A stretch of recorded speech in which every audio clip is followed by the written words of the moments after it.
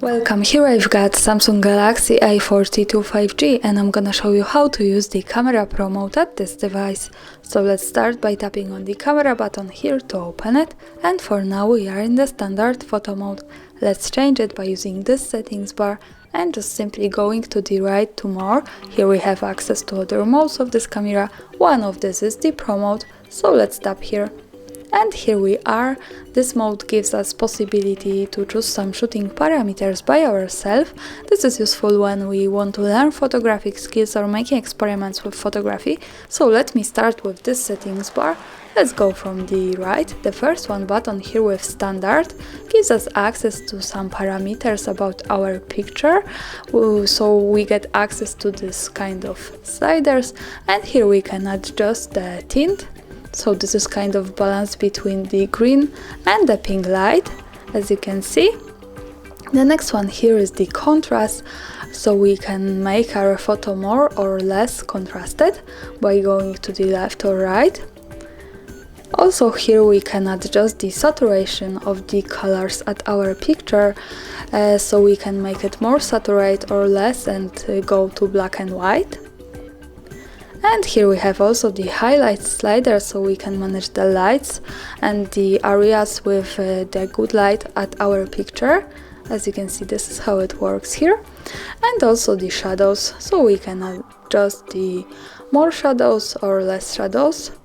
This is connected with the contrast. So here we can adjust the kind of filter we can add to our photo and make it just more beautiful before we take it. I think this is really cool, and there's no problem to start using this from the beginning, because when we want to start again using this, we can just simply have to tap on this button here in the right corner with reset, and all of this goes back to the auto. So let's stay on this now. Let's tap here in the left corner to go back to the settings, and let's move to the second button here, which is the white balance.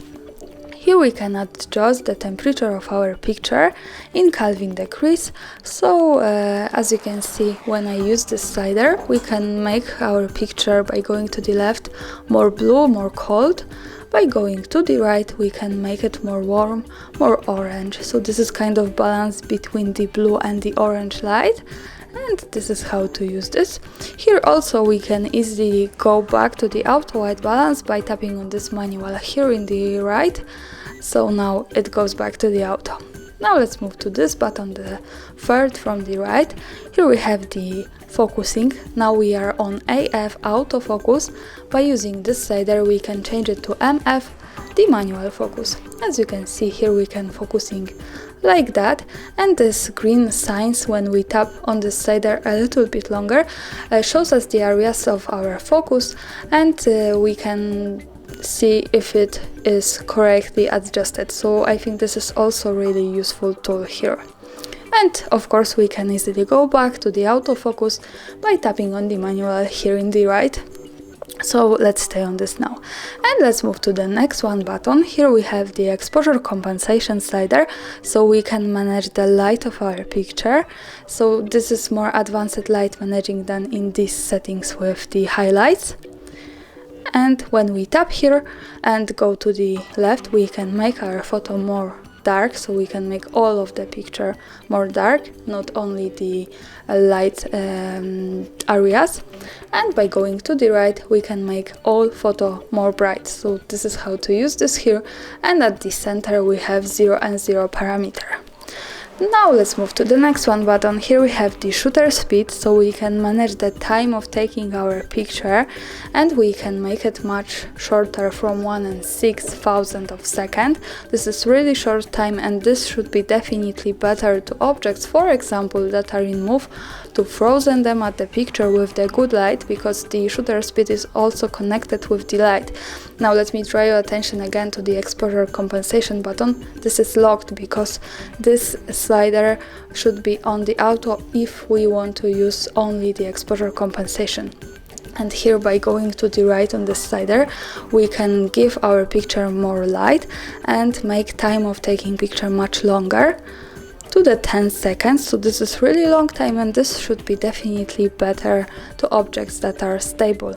Of course, we can easily go back to the auto settings by tapping here on the manual, and now this is on the auto. The Explorer compensation again is unlocked, but remember about this, that if you want to use this is locked, and this parameter is also connected with the last one button here with ISO. So here we can adjust the camera's sensitivity to light, so this is more advanced light managing also, and we can make it less sensitive from 50 or more sensitive by going to the right to 3 and 2000.